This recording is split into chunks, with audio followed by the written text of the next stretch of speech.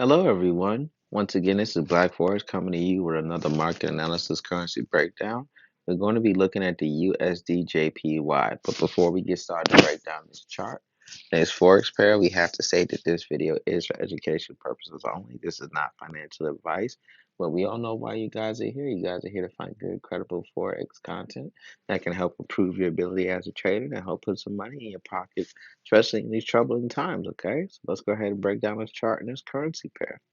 Okay, first thing what we're going to do is break down what is fundamentally happening with each currency pair before we dive into the technical analysis of what's happening with the chart.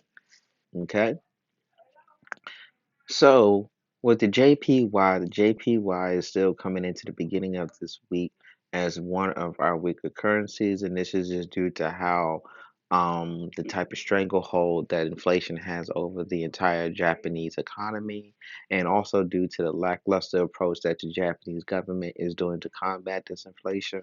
But this is only solely due to the reasons that they do not want to push the gun on trying to combat inflation too aggressively, because trying to combat inflation too aggressively will lead to recession. So they'll rather deal with the inflation than the recession, which is understandable. Okay.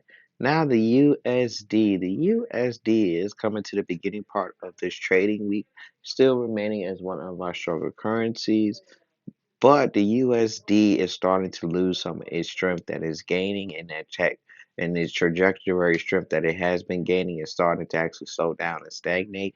And this is solely due to all the negative news that's been coming out about the USD versus positive news. We've been having overwhelming negative news come out about the USD, and we also been having rising gas prices, which is also negatively affecting the US dollar as well. Okay. And tomorrow at 8:30 Eastern time, just prior to the open in New York, we're going to have the CPI numbers come out. And if those CPI numbers come out too big, then that means that inflation has actually grown, and this would be the highest rate of the inflation has grown since the US history since the beginning of US history, which is going to be very bad on the US dollar. But if the numbers come out slow, then that's going to be positive for the U.S. dollar, because that means inflation is actually starting to curve and starting to stagnate in itself. Okay, so now what we got to look at and see is what is happening. So as we can see, classically we've been going up and up and up and up, but now we're starting to actually lose momentum. Our up moves are not as aggressive. Like this move is not as aggressive as this move, and this move is not as aggressive as this move. Okay, so we are going to be looking for retracement.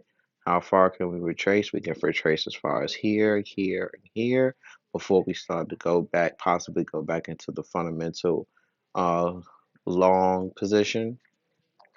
Now, if the fundamentals do start to change over and we start to see a pickup in the Japanese yen strength and start to see a weakness in the USD, then what we're going to have is very aggressive drops in price.